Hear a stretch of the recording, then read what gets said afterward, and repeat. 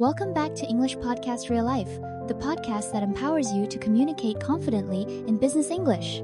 I'm Emma, and I know a lot of our listeners have felt nervous or scattered when giving project updates.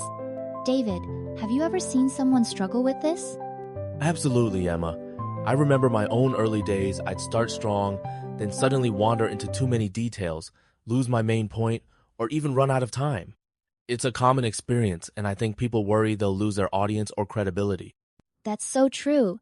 In fact, a Harvard study found that 70% of professionals admit their updates lose the audience's attention when they ramble or get sidetracked. That's a huge risk for anyone who wants to build trust and influence at work. But the good news is, we're here to help you turn those nerves into presence. Today's episode is all about how to build a clear, confident structure that keeps your listeners focused and helps you feel calm, in control, and ready to shine. Let's dive right in.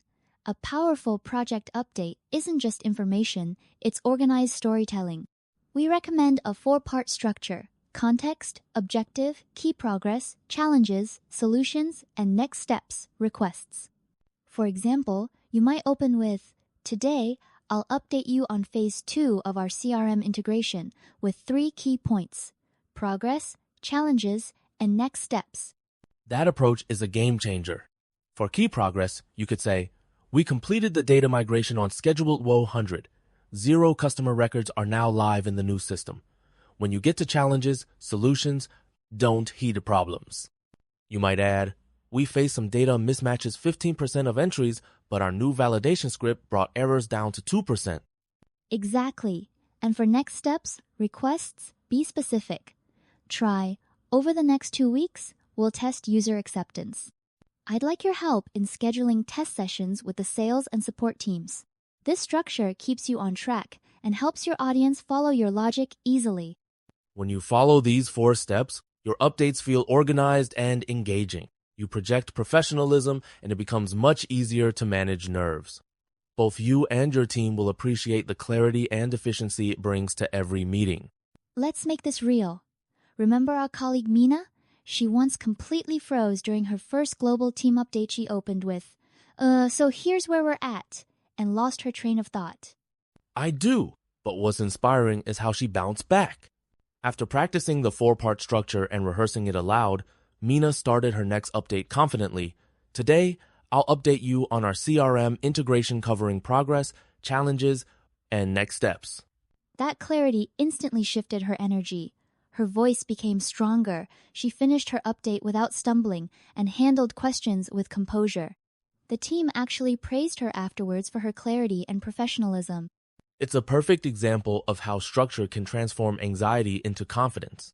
By practicing and sticking to these steps, anyone can own the room even if English isn't their first language or public speaking feels intimidating. Let's back this up with some data. Research from TED Talks shows that speakers who organize their message clearly see 55% higher audience engagement. That's a huge boost just from using a simple structure. And business communication expert Nancy Duarte says that structure is actually a form of empathy. It shows you care about guiding your audience through your ideas. That makes people feel calm, understood, and more likely to trust you. So here are quick tips to boost your presence. Pause before you start, which calms your mind and sets your tone.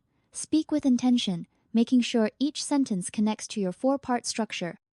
Use visuals sparingly. A clean slide with a strong headline and one clear chart is often enough. And don't forget to invite interaction. Ask, "Any questions on this point before I move on?"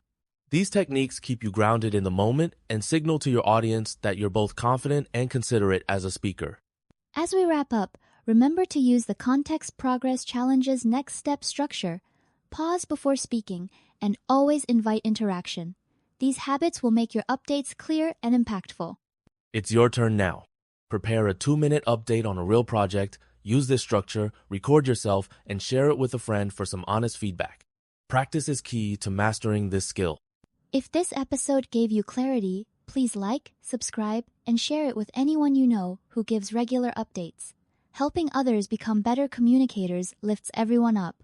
Next week, we'll dive into how to close deals in English with confidence and care. That's an episode you won't want to miss. Until then, speak with heart, lead with clarity, And remember, your voice is your vehicle. See you next time on Speak Smart.